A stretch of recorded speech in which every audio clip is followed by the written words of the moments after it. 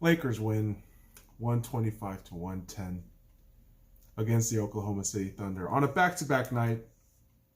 No LeBron James, no Anthony Davis, no Danny Green, yet here we are with another win.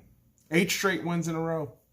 32 games in total out of the 39 games possible, right? 32 total wins for the Los Angeles Lakers.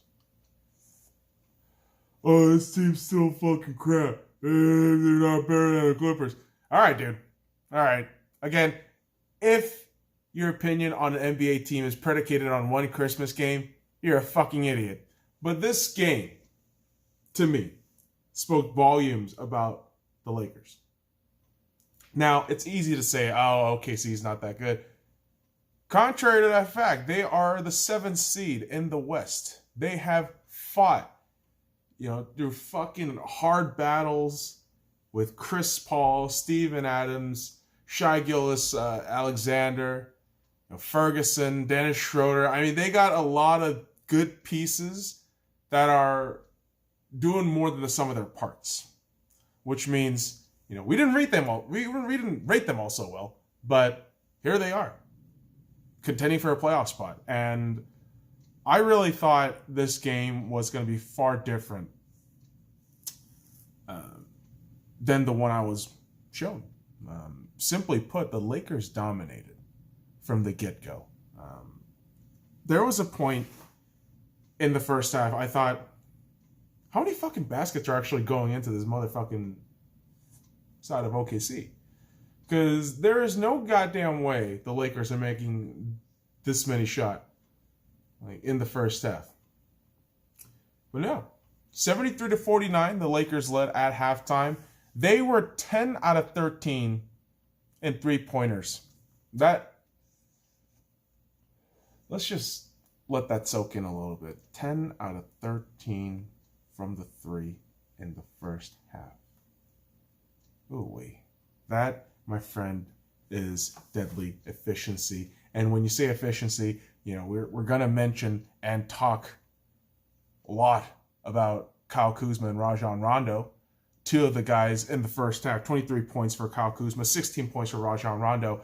Absolutely controlling the game. And Rondo is phenomenal when he turns off that playoff mode Rondo. He just switches on, and it just looks as though he's not going to stop in the basket. Nothing's going to stop him from the basket. That ball is magnetic to the fucking rim, and it just swirls right in. And thankfully for the Lakers, the baskets were being made. 32-point lead at one point in the third quarter.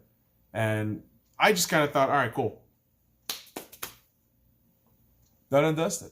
Done and dusted. We should be fine. But no. OKC is good. Remember, kids, we said 7th seed. OKC is pretty damn good. Led by Chris Paul, the OKC Thunder start making a little bit of a comeback.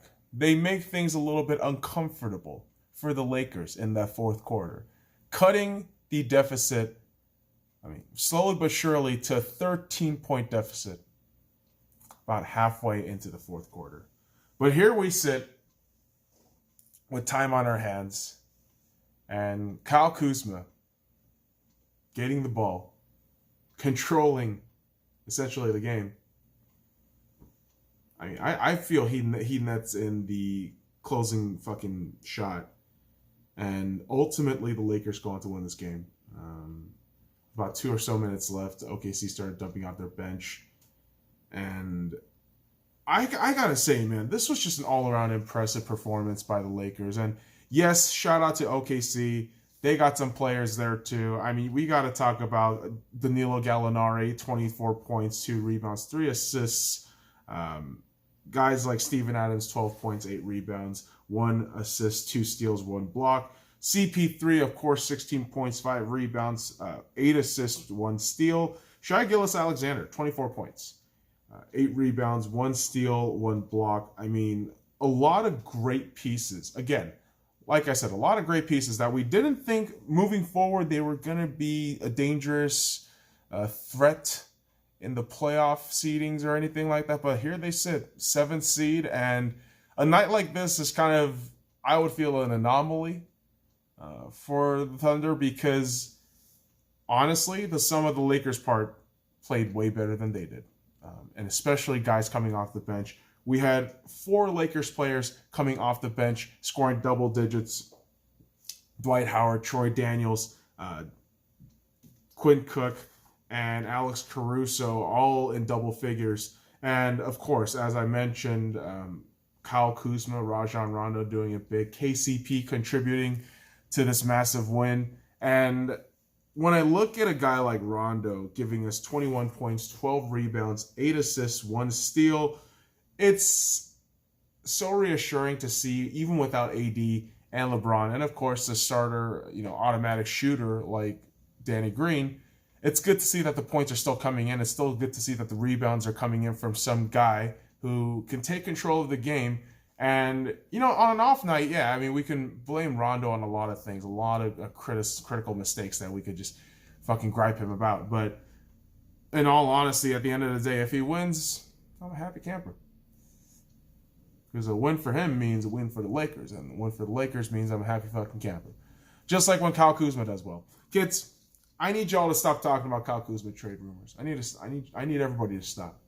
Because 36.7 rebounds, although in a very Kobe-esque manner, 0 assists, 0 steals, although Kobe would have a couple of steals there, let's be honest, Kuz. But the 0 assists kind of looked a little funny to me. But 36 points on a night which followed his 26-point game against the, oh God, who the hell did they just face yesterday? Dallas. My God, I completely just poo-farted my fucking brain. Because the Lakers have just been consistently good. And I can't believe I hear the fucking talks of trying to trade Kyle Kuzma, despite the fact that we're 32-7. Despite the fact that even on off nights, Kyle Kuzma, whether it be an awful night on offense or defense, I mean, he still compensates on the other side. If he doesn't give you fucking 20 points, you know what he does on the defensive side? He gets the blocks. He makes fucking problems for forwards and other small guards that get switched up on him. And to say that a guy whose contract is less than $9 million is worth a trade right now with 2 years left on his contract and he's going to be a restricted free agent next year, I mean, that's ludicrous, man. If I'm Rob Pelinka, if I'm any of the fucking administrators in the Lakers organization, I'm thinking right now, why the fuck would I trade Kyle Kuzma? This guy is a genuine asset, and moving forward, he can become a better player, in my opinion. Yes, Kyle Kuzma did not start off the season well. Guess who else started the season really fucking poorly? KCP. But you know what Kyle Kuzma's quote-unquote excuse, I mean, people are going to say the word excuse, but you know what his actual issue was through the offseason? He got injured really early on. And for him to come back and play this near, 6th man of the year level, consistently throughout the last 2-3 weeks has been very impressive. And I'm one of those guys that says, keep Kyle Kuzma. This guy is going to lead you to great things.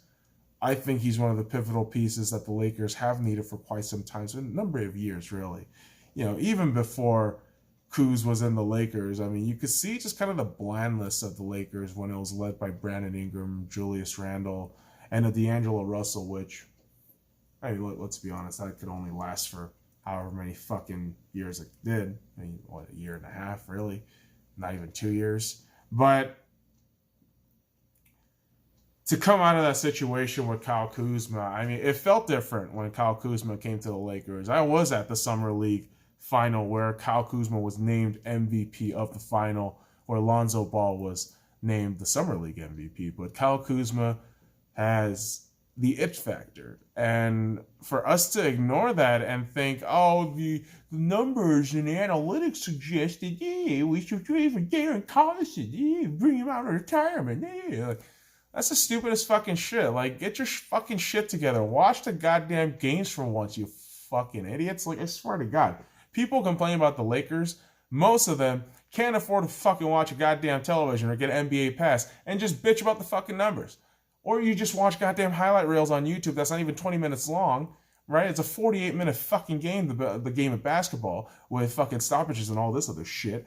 But yeah, just simplify it down to fucking 10, 12 minutes and think that you know everything. Stop it. Stop it. If you watch these games, you know that Kyle Kuzma is a valuable asset. You know trading him would be a stupid idea. And I'm hoping that the Lakers understand that. And, you know, we always look at LeBron James and almost feel as though he can be a GM because of the way he moves players that's in favor with him or out of favor with him. And you just hope that, hey, man, just don't interject the chemistry that you got going with this team right now. I think it's strong. I think it's good. Everybody that we got right now, I think, can play a valuable role. If we can add a player without removing anybody, I think that would be a huge bonus. But I think the guys we got right now, I think they're good. I think they're good to go moving forward. And imagine if Boogie Cousins can even make a return at 75%, 70%. I would love to see that. I would just love to see Boogie Cousins run the floor with LeBron James and Anthony Davis simultaneously. That would just be phenomenal. But here we sit, Lakers fans, at 32-7. You know, it's just a fucking good time. All right, I mean, we could bitch and complain all about the fucking, you know, ugliness of some of these games, but tonight was a beautiful game. No LeBron, no AD, no Green, no problem. Get that dub on the road. And the next game will be against the Cavaliers in LA on Monday, 7:30 p.m. Pacific Standard Time. So be ready for that. I know the Cavs players are going to get excited. They're going to fucking get their shit together. They got a bit of juice and momentum going for themselves. And so we'll check back with you then with Lakers shit. So boys and girls, follow me at the SCY Lounge and all the links in the description below. Like, comment, subscribe for more daily contents. Now fuck off.